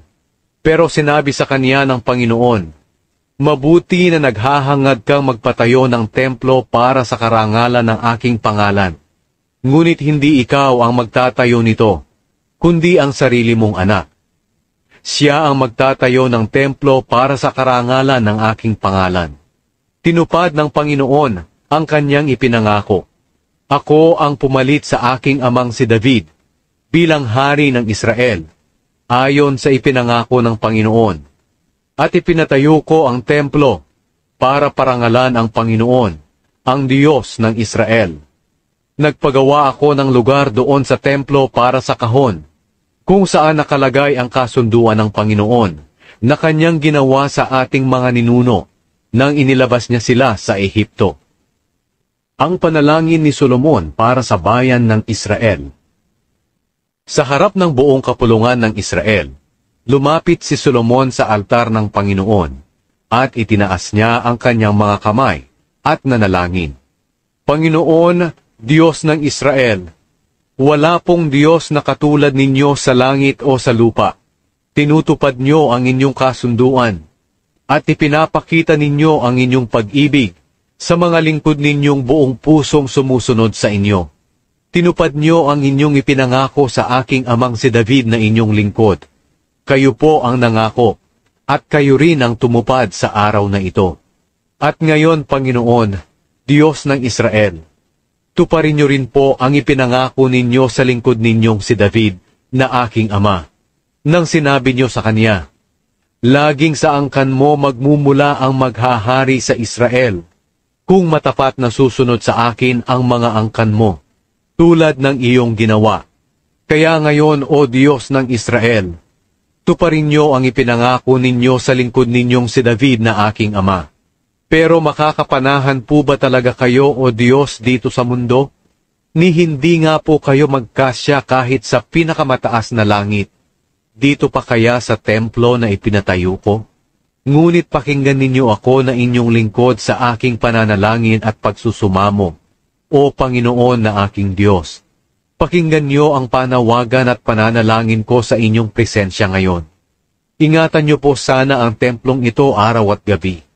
Ang lugar na sinabi niyong dito pararangalan ang pangalan niyo. Pakinggan niyo po sana ako na inyong lingkod sa aking pananalangin na nakaharap sa lugar na ito. Pakinggan niyo po ang kahilingan ko at ng mga mamamayan niyo, kapag sila'y nanalangin na nakaharap sa lugar na ito. Pakinggan niyo kami riyan sa inyong luklukan sa langit. At kung marinig niyo kami, patawarin niyo po kami. Kung ang isang tao ay pinagbintangang nagkasala sa kanyang kapwa, at pinapunta siya sa inyong altar sa templo na ito para sumumpa na inosente siya, dinggin niyo po ito riyan sa langit, at hatulan ang inyong mga lingkod, ang nagbintang at ang pinagbintangan. Parusahan niyo po ang nagkasala ayon sa kanyang ginawa, at palayain ang walang sala para mahayag na inosente siya. Kung ang mga mamamayan niyong Israelita ay matalo ng mga kalaban nila, dahil nagkasala sila sa inyo, at kung manumbalik sila at magpuri at manalangin sa templong ito, dinggin niyo po sila riyan sa langit. Patawarin niyo sila sa kanilang kasalanan at dalhin ninyo sila pabalik sa lupaing ibinigay ninyo sa kanilang mga ninuno. Kung hindi niyo pauulanin, dahil nagkasala ang inyong mga mamamayan sa inyo, at kung manalangin po silang nakaharap sa templong ito, at magpuri sa inyo, at magsisi sa kanilang mga kasalanan dahil pinarusahan niyo sila, dinggin niyo po sila riyan sa langit. Patawarin niyo po sila na inyong mga lingkod, ang inyong mga mamamayang Israelita. Turuan niyo po sila ng matuwid na pamumuhay, at padalhan ng ulan ang lupain na inyong ibinigay sa kanila bilang pag-aari. Kung may dumating pong tagutom sa lupain ng inyong mga mamamayan, o salot, o malanta ang mga tanim, o peste sa mga tanim gaya ng mga balang at mga uod, o palibutan ng mga kalaban ang alinman sa kanilang mga lungsod, o sumapit man sa kanila ang kahit anong karamdaman. At kung mayroon po sa kanila na mananalangin o hihiling sa inyo, dinggin niyo po sila. At kung kinikilala po nilang dahil sa kanilang mga kasalanan, dumating ang mga pagtitiis at sakuna sa kanila, at mananalangin po sila ng nakataas ang kanilang mga kamay, na nakaharap sa templong ito, dinggin niyo po sila riyan sa inyong luklukan sa langit. Kumilos po kayo at patawarin sila, at gawin sa bawat isa ang nararapat sa kanilang mga ginawa, dahil alam niyo po ang bawat puso nila. Tunay na tanging kayo lamang po ang nakakaalam ng puso ng lahat ng tao. Gawin niyo po ito para gumalang sila sa inyo, habang nabubuhay sila sa lupaing ibinigay niyo sa aming mga ninuno. Kung ang mga dayuhan na nakatira sa malayong lugar ay makarinig ng inyong kadakilaan at kapangyarihan, at pumunta sila rito para sumamba sa inyo at manalangin na nakaharap sa templong ito, dinggin niyo po sila riyan sa inyong luklukan sa langit, at gawin ang kahit anong hinihiling nila, para ang lahat po ng tao sa mundo ay makakilala sa inyo, at gumalang po sa inyo gaya ng inyong mga mamamayang Israelita. At para malaman po nilang pinaparangalan kayo sa templo na aking ipinatayo. Kung ang inyo pong mga mamamayan ay makikipaglaban ayon sa inyong utos. At kung mananalangin po sila sa inyo, Panginoon, na nakaharap sa lungsod na ito na pinili nyo, at sa templo na aking ipinatayo para sa karangalan ng inyong pangalan, dinggin niyo po ang kanilang mga dalangin at mga kahilingan diyan sa langit, at bigyan sila ng tagumpay. Kung magkasala sila sa inyo, dahil wala kahit isa man na hindi nakakasala, at sa inyong galit ay ipinatalo niyo sila sa kanilang mga kalaban, at binihag sa sariling lupain, at dinala sila sa malayo o sa malapit na lugar, at kung sa huli magbago ang kanilang mga puso, roon sa lugar ng kanilang mananakop, at magsisi at magmakaawa po sa inyo na nagsasabi, nagkasala kami at napakasama ng aming mga ginawa, pakinggan niyo po ang kanilang dalangin. Kung babalik po sila sa inyo ng buong puso't isipan, doon sa lugar ng mga kaaway na bumihag sa kanila, at manalangin sila sa inyo na nakaharap sa lupaing ito na ibinigay niyo sa kanilang mga ninuno, sa lungsod na ito na inyong hinira, at sa templo na aking ipinatayo para sa karangalan ng inyong pangalan. Dinggin niyo po ang kanilang dalangin at mga kahilingan, diyan sa inyong luklukan sa langit, at bigyan sila ng tagumpay. Patawarin niyo po sila sa kanilang mga kasalanan, at mga paglabag sa inyo, at loobin niyong kahabagan sila ng mga bumihag sa kanila. Dahil sila'y mga taong inyong pagmamay-ari, inilabas ninyo sila sa Ehipto, ang lugar na tulad ng naglalagablab na hurno. Pansinin sana ninyo ang mga kahilingan ko at ang mga kahilingan ng inyong mga mamamayang Israelita, at pakinggan ninyo sana sila, kapag nanalangin sila sa inyo. Dahil hinirang ninyo sila, Panginoong Diyos, sa lahat ng bansa sa mundo, bilang bayan na inyong pagmamay-ari, ayon sa sinabi ninyo kay Moises na inyong lingkod, nang inilabas ninyo ang aming mga ninuno sa Ehipto. Nang matapos ni Solomon ang kanyang panalangin at kahilingan sa Panginoon, tumayo siya sa harapan ng altar ng Panginoon, kung saan siya nakaluhod at nakataas ang mga kamay sa langit. Binasbasan niya ang buong sambayanan ng Israel, at sinabi ng may malakas na tinig, purihin ang Panginoon na nagbigay ng kapahingahan sa mga mamamayan niyang Israelita, ayon sa kanyang ipinangako. Tinupad niya ang lahat ng ipinangako niya kay Moises na kanyang lingkod. Samahan sana tayo ng Panginoon na ating Diyos, tulad ng pagsama niya sa ating mga ninuno. Huwag sana niya tayong itaboy o pabayaan. Gawin sana niya tayong masunurin sa Kanya, para makapamuhay tayo ayon sa kanyang mga utos at mga tuntunin na ibinigay niya sa ating mga ninuno. Palagi sanang maalala ng Panginoon na ating Diyos araw at gabi ang mga panalangin kong ito.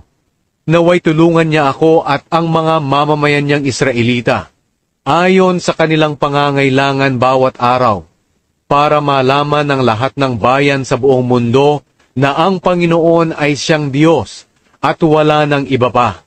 At sana, kayong mga Israelita ay maging tapat sa Panginoon na ating Diyos. Tuparin ninyo ang kanyang mga tuntunin at mga utos, katulad ng ginagawa ninyo ngayon. Ang pagtatalaga ng templo. Pagkatapos, naghandog sa Panginoon si Haring Solomon at ang lahat ng Israelita na kasama niya. Nag-alay sila ng mga handog para sa mabuting relasyon.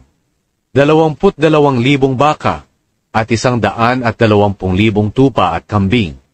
Sa ganitong paraan, itinalaga ng hari at ng lahat ng mga Israelita ang templo ng Panginoon. Sa araw ding iyon, itinalaga ng hari ang bakuran na nasa harap ng templo ng Panginoon, para roon mag-alay ng mga handog na sinusunog, mga handog bilang pagpaparangal sa Panginoon, at mga taba bilang handog para sa mabuting relasyon. Dahil ang tansong altar na nasa harapan ng templo ay napakaliit para sa mga handog na ito. Ipinagdiwang ni Solomon at ng buong Israel ang pista ng pagtatayo ng mga kubol. Napakaraming pumunta mula sa Lebo Hamat sa bandang hilaga hanggang sa lambak ng Ehipto sa bandang timog. Nagdiwang sila sa presensya ng Panginoon na kanilang Diyos sa loob ng 14 na araw. 7 araw para sa pagtatalaga ng templo at 7 araw para sa pista ng pagtatayo ng mga kubon. Pagkatapos ng pista, pinauwi ni Solomon ang mga tao. Binasbasan ng mga tao si Haring Solomon at umuwi sila na may galak. Dahil sa lahat ng kabutihang ginawa ng Panginoon sa kanyang lingkod na si David at sa mga mamamayan niyang Israelita. Nagpakita ang Panginoon kay Solomon. Ikasyam na kabanata. Nang matapos ni Solomon ang pagpapatayo ng templo ng Panginoon at ng kanyang palasyo at ng iba pa na binalak niyang gawin, nagpakitang muli ang Panginoon sa kanya, katulad ng ginawa niya noon sa Gibeon. Sinabi sa kanya ng Panginoon, "Narinig ko ang panalangin at kahilingan mo sa akin. Ang templong ipinatayo mo ang pinili kong lugar, kung saan ako pararangalan magpakailanman. Palagi ko itong babantayan at iingatan. At ikaw, kung mamumuhay kang tapat at matuwid sa aking harapan, katulad ng iyong ama na si David, at kung gagawin mo ang lahat ng ipinapagawa ko sa iyo, at tutuparin ang aking mga tuntunin at mga utos, paghahariin ko sa Israel ang iyong mga angkan magpakailanman. Ipinangako ko ito sa iyong ama na si David, nang sabihin ko sa kanya, laging magmumula sa angkan mo ang maghahari sa Israel. Pero kung tatalikod kayo, o ang inyong mga angkan sa akin, at hindi susunod sa aking mga utos at mga tuntunin na ibinigay ko sa inyo, at kung maglilingkod at sasamba kayo sa ibang mga Diyos, paaalisin ko kayo sa lupaing ibinigay ko sa inyo, at itatakwil ko ang templong ito, na hinirang kong lugar kung saan pararangalan ang aking pangalan. Pagkatapos kukutsain at pagtatawanan ng lahat ng tao ang Israel, at kahit maganda at tanyag ang templong ito, sisirain ko ito. Magugulat at mamamangha ang lahat ng dumaraan dito, at painsultong sasabihin, bakit ginawa ito ng Panginoon sa lupain at templong ito? Sasagot ang iba, dahil itinakwil nila ang Panginoon na kanilang Diyos, na naglabas sa kanilang mga ninuno sa Ehipto, at naglingkod sila at sumamba sa ibang mga Diyos. Iyan ang dahilan kung bakit pinadalhan sila ng Panginoon ng mga kapahamakan. Ang iba pang naipatayo ni Solomon. Matapos na maipatayo ni Solomon ang 2 gusali, ang templo ng Panginoon at ang palasyo sa loob ng 20 taon, ibinigay niya ang 20 bayan sa Galilea kay Haring Hiram ng Tyre. Ginawa niya ito dahil tinustusan siya ni Hiram ng lahat ng kahoy na sedro at sipres at ng ginto na kanyang kailangan. Pero nang pumunta si Hiram sa Galilea mula sa Tyre, para tingnan ang mga bayan na ibinigay sa kanya ni Solomon, hindi siya nasiyahan dito. Sinabi niya kay Solomon, "Aking kapatid, anong klaseng mga bayan itong ibinigay mo sa akin?" Tinawag ni Hiram ang lupaing ito na Kabul, at ganito pa rin ang tawag dito hanggang ngayon. Nagpadala roon si Hiram kay Solomon ng 5 toneladang ginto. Ito ang ulat tungkol sa sapilitang pagpapatrabaho ni Haring Solomon sa mga tao para maipatayo ang templo ng Panginoon at ang kanyang palasyo, sa pagpapatibay ng lupain sa bandang silangan ng lungsod, sa pagpapatibay ng pader ng Jerusalem, at sa pagpapatayong muli ng mga lungsod ng Hazor, Megiddo, at Gezer. Nilusob ang Gezer at tinagaw ito ng Paraon na hari ng Ehipto. Sinunog niya ito at pinagpapatay ang mga naninirahan dito na mga Kananeo. Ibinigay niya ang lungsod na ito sa kanyang anak na babae bilang regalo sa kasal nito kay Solomon. At ipinatayong muli ni Solomon ang Gezer. Ipinatayo rin niya ang ibabang bahagi ng Bet-Horon, ang Baalat, ang Tamar na nasa disyerto na sakop ng kanyang lupain, at ang lahat ng lungsod na imbakan ng kanyang mga pangangailangan, at mga karwahe at mga kabayo. Ipinatayo niya ang lahat ng ninanais niyang ipatayo sa Jerusalem, sa Lebanon, at sa lahat ng lupaing sakop niya. May mga tao pa na naiwan sa Israel na hindi mga Israelita. Sila ay mga lahi ng mga Amoreo, Heteo, Perezeo, Hiveo, at mga Jebuseo, na hindi nalipol ng lubusan ng mga Israelita nang sakupin nila ang lupain ng Kanaan. Ginawa silang alipin ni Solomon at pinilit na magtrabaho, at nananatili silang alipin hanggang ngayon. Pero hindi ginawang alipin ni Solomon ang sinumang Israelita. Sa halip ginawa niya silang kanyang mga sundalo, mga opisyal, mga kapitan ng mga sundalo, mga commander ng kanyang mga mangangarwahe, at mga mangangabayo. Ang 550 sa kanila ay ginawa ni Solomon ng mga opisyal na mamamahala sa mga manggagawa ng kanyang mga proyekto. Nang matapos na ang palasyo na ipinagawa ni Solomon para sa kanyang asawa na anak ng Paraon, inilipat niya ito roon mula sa lungsod ni David. Pagkatapos, pinatambakan niya ng lupa ang mababang bahagi ng lungsod. 3 beses sa bawat taon, nag-aalay si Solomon ng mga handog na sinusunog at mga handog para sa mabuting relasyon doon sa altar na ipinagawa niya para sa Panginoon. Nagsusunog din siya ng mga insenso sa presensya ng Panginoon. Kaya natapos ni Solomon ang pagpapatayo ng templo. Nagpagawa rin si Solomon ng mga barko sa Ezion-Geber, malapit sa Elat na sakop ng Edom, sa dalampasigan ng Dagat na Pula. Nagpadala si Hiram ng mga marino na bihasang mandaragat, kasama ng mga tauhan ni Solomon. Naglayag sila sa Ophir, at bumalik sila na may dalang 15 toneladang ginto, at dinala nila ito kay Haring Solomon. Dumalaw ang reyna ng Sheba kay Haring Solomon. 10 kabanata. Nang marinig ng reyna ng Sheba ang pagiging tanyag ni Solomon, na nakapagbigay ng karangalan sa Panginoon, pumunta siya kay Solomon para subukin ang karunungan nito sa pamamagitan ng mahihirap na tanong. Dumating siya sa Jerusalem na kasama ang marami niyang tauhan, at may dala siyang mga kamelyo na kargado ng mga regalo na mga pampalasa, napakaraming ginto, at mamahaling mga bato. Nang makita niya si Solomon, itinanong niya rito ang lahat ng gusto niyang itanong. Sinagot ni Solomon ang lahat ng tanong niya, at walang anumang bagay ang hindi niya naipaliwanag sa kanya. Nang mapatunayan ng reyna ng Sheba ang karunungan ni Solomon, at nang makita niya ang ganda ng palasyo na ipinatayo nito, hindi siya makapaniwala.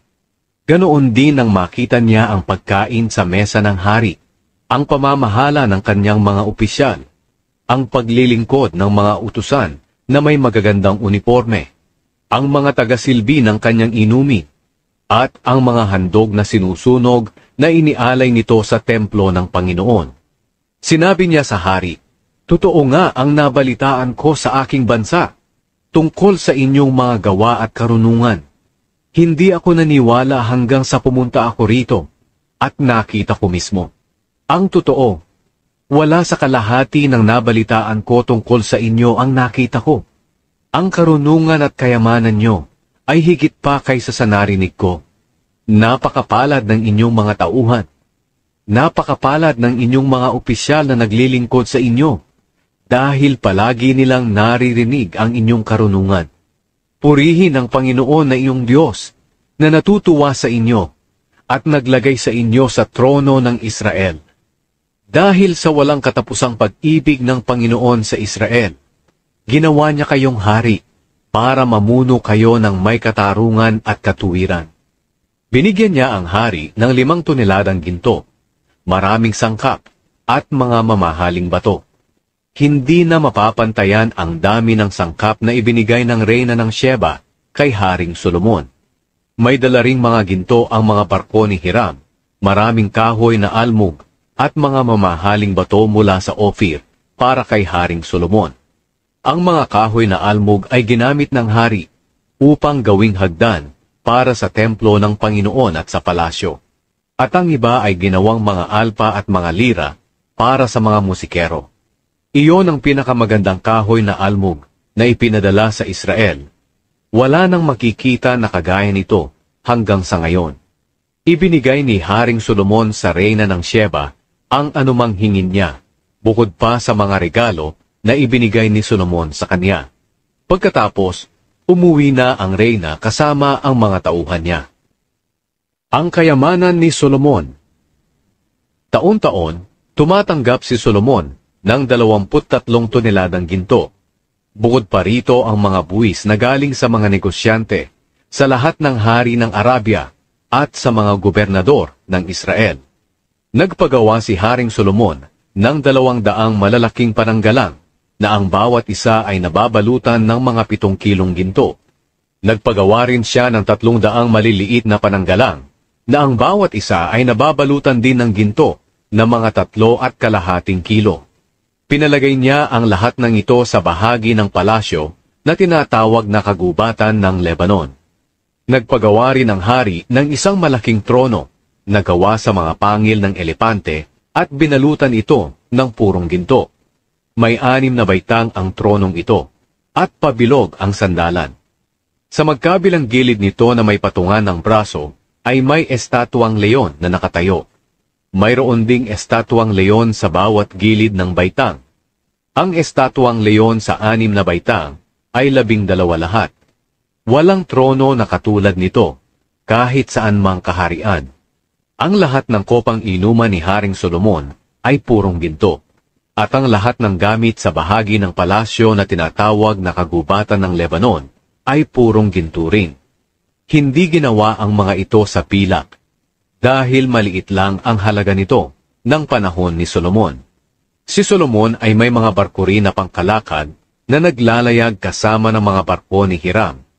Ang mga barkong ito'y umuuwi isang beses sa 3 taon na may dalang mga ginto, pilak, pangil ng elepante, at malalakit maliliit na uri ng unggoy. Walang sino mang hari sa mundo na makakapantay sa karunungan at kayamanan ni Haring Solomon. Ang mga tao sa mundo ay naghahangad na makita si Solomon para mapakinggan ang karunungan na ibinigay ng Diyos sa kanya. Taon-taon, ang bawat dumadalaw sa kanya ay may mga dalang regalo, mga bagay na gawa sa pilak at ginto, mga damit, mga sandata, mga sangkap, mga kabayo at mga mola. Nakapagtipon si Solomon ng 14,000 mga karwahe at 12,000 kabayo. Inilagay niya ang iba nito sa mga lungsod na taguan ng kanyang mga karwahe, at ang iba'y doon sa Jerusalem. Nang panahong siya ang hari, ang pilak sa Jerusalem ay tulad lang ng mga pangkaraniwang bato, at ang kahoy na sedro ay parang kasindami ng mga pangkaraniwang puno ng sikomoro sa mga kaburulan sa kanluran. Ang mga kabayo ni Solomon ay galing pa sa Ehipto at sa Cilicia. Pinili ito sa Cilicia ng kanyang mga tagabili sa tamang halaga. Nang panahong iyon, ang halaga ng karwahe na mula sa Ehipto ay 600 pirasong pilak, at ang kabayo ay 150 pirasong pilak. Ipinagbili rin nila ito sa lahat ng hari ng mga Heteo at mga Arameo. Ang mga asawa ni Solomon. 11 kabanata. Maraming dayuhang babae ang inibig ni Haring Solomon. Bukod pa sa anak ng Paraon, may mga asawa pa siyang Moabita, Amonita, Edomita, Sidoneo, at Heteo. Sinabi na sa kanya ng Panginoon na ang mga Israelita ay hindi dapat mag-asawa mula sa mga bansang iyon, dahil may hihimok lang sila ng mga ito na sumamba sa ibang mga Diyos. Pero umibig pa rin si Solomon sa mga babaeng ito. May 700 asawa si Solomon na puro mga prinsesa, at may 300 pa siyang asawang alipin. Ang mga asawa niya ang nagpalayo sa kanya sa Diyos. Nang matanda na siya, nahimok siya ng kanyang mga asawa na sumamba sa ibang mga Diyos. Hindi na naging maganda ang relasyon niya sa Panginoon na kanyang Diyos, hindi tulad ng ama niyang si David. Sumamba siya kay Ashtoreth, ang diyosa ng mga Sidoneo, at kay Molek, ang kasuklam-suklam na Diyos ng mga Amonita. Sa pamamagitan nito nakagawa si Solomon ng masama sa paningin ng Panginoon. Hindi siya sumunod ng buong katapatan sa Panginoon, hindi tulad ng ama niyang si David. Nagpagawa si Solomon ng sambahan sa matataas na lugar, sa bandang silangan ng Jerusalem, para kay Chemosh, ang kasuklam-suklam na Diyos ng mga Moabita. Nagpagawa rin siya ng sambahan para kay Molek, ang kasuklam-suklam na Diyos ng mga Amonita. Nagpagawa rin siya ng simbahan ng mga Diyos-Diyosan ng lahat ng asawa niyang dayuhan. At doon sila nagsusunog ng mga insenso at naghahandog para sa mga Diyos-Diyosan nila. Nagalit ang Panginoon kay Solomon dahil tinalikuran niya ang Panginoon, ang Diyos ng Israel, na nagpakita sa kanya ng 2 beses. Kahit binalaan na niya si Solomon na huwag sumunod sa ibang mga Diyos, hindi pa rin sumunod si Solomon sa kanya. Kaya sinabi ng Panginoon kay Solomon, "Dahil hindi mo tinupad ang ating kasunduan at ang mga utos ko, kukunin ko sa iyo ang kaharian mo at ibibigay ko sa isa sa mga lingkod mo. Pero dahil sa iyong amang si David, hindi ko ito gagawin habang buhay ka pa. Gagawin ko ito sa panahon ng paghahari ng iyong anak. Pero hindi ko kukunin ang buong kaharian sa kanya. Magtitira ako ng isang angkan, alang-alang sa aking lingkod na si David, at dahil sa Jerusalem na aking hinirang na lungsod." Ang mga kaaway ni Solomon. Pinahintulutan ng Panginoon na may kumalaban kay Solomon. Siya ay si Hadad na taga-Edom, na mula sa angkan ng isa sa mga hari ng Edom. Noong una, nang nakipaglaban si David sa Edom, si Joab na commander ng mga sundalo ni David ay pumunta roon sa Edom para ilibing ang mga namatay sa labanan. At nang naroon na siya, pinatay niya at ng mga tauhan niya ang lahat ng lalaki sa Edom. 6 na buwan silang nanatili roon. Hindi sila umalis hanggang sa mapatay nila ang lahat ng mga lalaki roon. Pero si Hadad na bata pa noon ay tumakas papunta sa Ehipto, kasama ng ibang mga opisyal na taga-Edom na naglingkod sa kanyang ama. Umalis sila sa Midian at pumunta sa Paran. At kasama ng ibang mga taga-Paran, pumunta sila sa Ehipto at nakipagkita sa Faraon, ang hari ng Ehipto. Binigyan ng hari si Hadad ng bahay, lupa at pagkain. Nagustuhan ng Faraon si Hadad, kaya ibinigay niya ang hipag niya kay Hadad para maging asawa nito. Kapatid ito ng kanyang asawang si Reyna Tapenes. Kinalaunan, nanganak ng lalaki ang asawa ni Hadad at pinangalanan nila siyang Genubat. Si Tapenes ang nagpalaki sa bata roon sa palasyo. Tumira ang bata roon kasama ng mga anak ng Faraon. Nang naroon na si Hadad sa Ehipto, nabalitaan niya na patay na si David at si Joab na commander ng mga sundalo. Sinabi ni Hadad sa Faraon, "Hayaan niyo na po akong umuwi sa aking bansa." Nagtanong ang Faraon, "Bakit? Ano pa ba ang kulang sa iyo rito? At gusto mo pang umuwi sa inyo?" Sumagot si Hadad, "Wala po. Basta pauwiin niyo na lang po ako." May isa pang tao na pinahintulutan ng Diyos na kumalaban kay Solomon. Ito ay si Rezon, na anak ni Eliada. Lumayas siya sa kanyang amo na si Haring Hadadezer ng Zoba at naging pinuno siya ng mga rebeldeng tinipon niya. Nang matalo ni David ang mga sundalo ni Hadadezer, pumunta si Rezon at ang mga tauhan niya sa Damascus. Sinakop nila ang lugar na ito at doon tumira. Naging hari si Rezon ng Aram at kinalaban niya ang Israel. Naging kalaban siya ng Israel habang buhay pa si Solomon. Dinagdagan pa niya ang kaguluhan na ginawa ni Hadad sa Israel. Nagrebelde si Jeroboam kay Solomon. Isa pa sa mga kumalaban kay Solomon ay si Jeroboam, na isa sa mga opisyal niya. Galing siya sa lungsod ng Zereda sa Ephraim. Ang ama niyang si Nebat ay patay na, pero ang kanyang ina, na si Zeruah, ay buhay pa. Ito ang nangyari kung paano siya nagrebelde sa hari.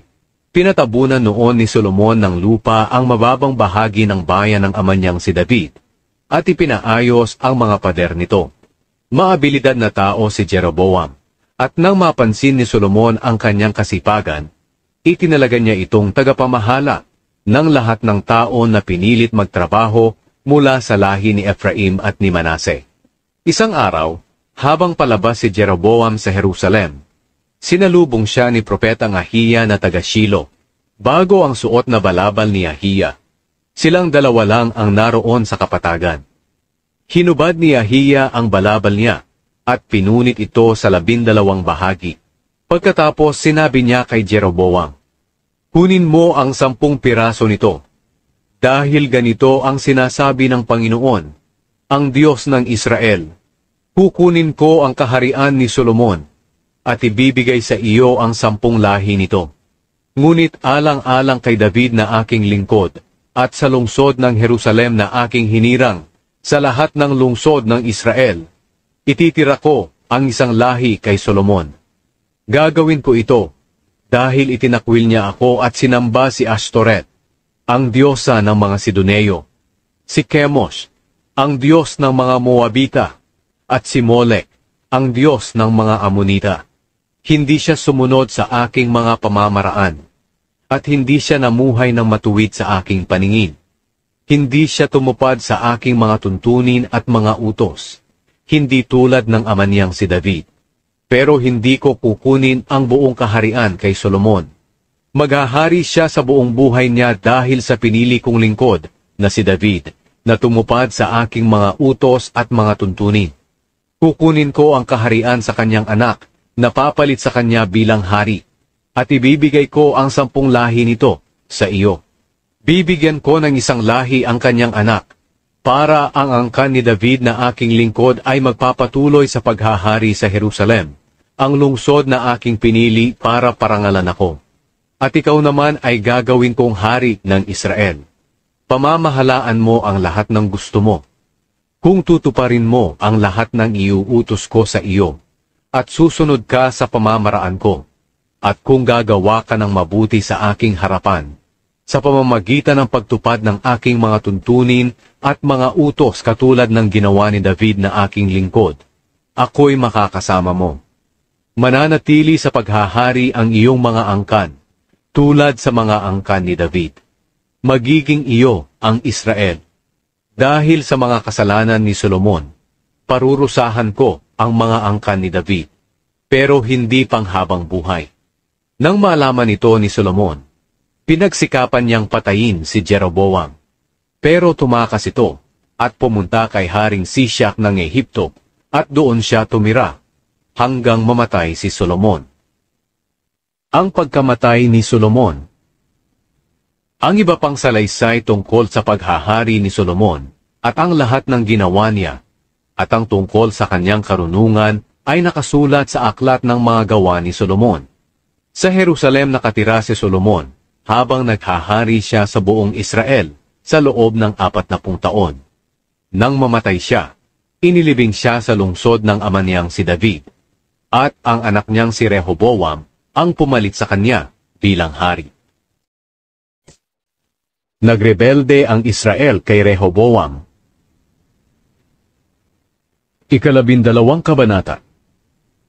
Pumunta si Rehoboam sa Shechem, kung saan nagtipon ang lahat ng mga Israelita para hirangin siya na hari. Nang mabalitaan nito ni Jeroboam na anak ni Nebat, bumalik siya sa Israel, sapagkat ng panahong iyon, doon siya nakatira sa Ehipto, kung saan tumakas siya kay Haring Solomon. Ipinatawag ng buong mamamayan ng Israel si Jeroboam, at pumunta sila kay Rehoboam at sinabi, "Mabigat ang mga ipinapatupad ng inyong ama sa amin. Pero kung pagagaanin niyo ito, paglilingkuran namin kayo." Sumagot si Rehoboam, "Bigyan niyo muna ako ng 3 araw para pag-isipan ito. Pagkatapos bumalik kayo sa akin." Kaya umuwi ang mga tao. Nakipagkita agad si Haring Rehoboam sa mga tagapamahala na naglilingkod sa ama niyang si Solomon, nang nabubuhay pa ito. Nagtanong si Rehoboam sa kanila, "Ano ba ang maipapayo ninyo na isasagot ko sa hinihiling ng mga taong iyon?" Sumagot sila, "Kung ipapakita mo ngayon ang iyong kabutihan sa kanila, at ibibigay ang kahilingan nila, maglilingkod sila sa iyo magpakailanman. pero hindi sinunod ni Rehoboam ang kanilang payo. Sa halip, nakipagkita siya sa mga kababata niya na naglilingkod sa kanya. Nagtanong siya sa kanila, "Ano ba ang maipapayo niyo na isasagot ko sa kahilingan ng mga taong iyon? Humihiling sila sa akin, napagaanin ko ang mabigat na mga ipinapatupad ng aking ama sa kanila." Sumagot ang mga kababata ni Rehoboam, "Ito ang isagot mo sa mga taong iyon na humihiling sa iyo. Ang kalingkingan ko ay mas malaki pa sa baywang ng aking ama. Ang ibig kong sabihin, mas mabigat pa ang ipapatupad ko sa inyo kaysa sa ipinapatupad ng aking ama. Kung hinampas kayo ng aking ama ng latigo, hahampasin ko kayo ng latigong may mga matalim na bakal." Pagkalipas ng 3 araw, bumalik si Jeroboam at ang mga tao kay Haring Rehoboam, ayon sa sinabi ng hari sa kanila. Pero hindi tinupad ni Rehoboam ang ipinayo ng mga tagapamahala. Sa halip, pinagsalitaan niya ng masasakit ang mga tao, ayon sa ipinayo ng mga kababata niya. Sinabi niya sa kanila, "Mabigat ang ipinapatupad ng aking ama sa inyo, pero mas mabigat pa ang ipapatupad ko sa inyo. Kung pinalo kayo ng aking ama ng latigo, papaluin ko kayo ng latigong may matalim na mga bakal." Hindi nga nakinig ang hari sa mga tao. Niloob ito ng Diyos para matupad ang kanyang sinabi kay Jeroboam na anak ni Nebat sa pamamagitan ni Ahiya na taga Shilo. Nang malaman ang lahat ng Israelita na hindi sila pinakinggan ng hari, sinabi nila sa hari, "Wala kaming pakialam sa iyo na mula sa lahi ni David. Bahala ka na sa iyong kaharian. Hali kayo mga Israelita, umuwi na tayo." At umuwi nga ang mga Israelita. Ang mga Israelita lang na nakatira sa mga bayan ng Huda ang napamahalaan ni Rehoboam. Ngayon, pinapunta ni Haring Rehoboam sa mga Israelita si Adoniram, ang tagapamahala ng mga tao na pinagtatrabaho ng sapilitan, para makipag-ayos sa kanila. Pero binato siya ng mga Israelita hanggang sa mamatay. Nagmamadaling sumakay si Rehoboam sa kanyang karwahe at tumakas papunta sa Jerusalem. Hanggang ngayon, nagre-rebelde ang mga Israelita sa mga angkan ni David. Nang mabalitaan ang lahat ng mga Israelita na nakauwi na si Jeroboam, ipinatawag nila siya sa isang pagtitipon. At ginawa nila siyang hari sa buong Israel. Ang lahi lang ni Huda ang nanatiling tapat sa paghahari ng mga angkan ni David. Binalaan ni Shemaya si Rehoboam. Pagdating ni Rehoboam sa Jerusalem, tinipon niya ang mahuhusay na sundalo ng mga lahi ni Huda at Benjamin. Nakapagtipon siya ng 180,000 sundalo na makikipaglaban sa mga mamamayan ng Israel at para bawiin ang kaharian niya. Pero sinabi ng Diyos kay Shemaya na kanyang lingkod, "Sabihin mo kay Haring Rehoboam ng Huda na anak ni Solomon, at sa lahat ng sambayanan ng Huda at Benjamin, at sa iba pang taong naroon, na ito ang sinasabi ko. Huwag kayong makipaglaban sa mga kapwa ninyo Israelita. Umuwi kayo, dahil kalooban ko ang lahat ng ito." Sumunod nga sila sa Panginoon, at umuwi ayon sa inutos ng Panginoon.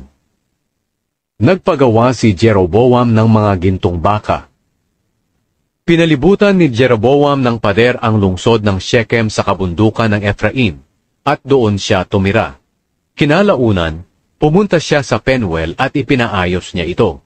Sinabi niya sa kanyang sarili, "Baka maibalik ang kaharian sa angkan ni David, kung magpapatuloy ang mga tao sa pagpunta sa Jerusalem para maghandog doon, sa templo ng Panginoon. Maaaring mahulog muli ang kanilang loob kay Haring Rehoboam ng Huda. At kung mangyayari iyon, papatayin nila ako at babalik sila kay Rehoboam." Kaya pagkatapos napayuhan si Jeroboam tungkol dito, nagpagawa siya ng 2 gintong baka.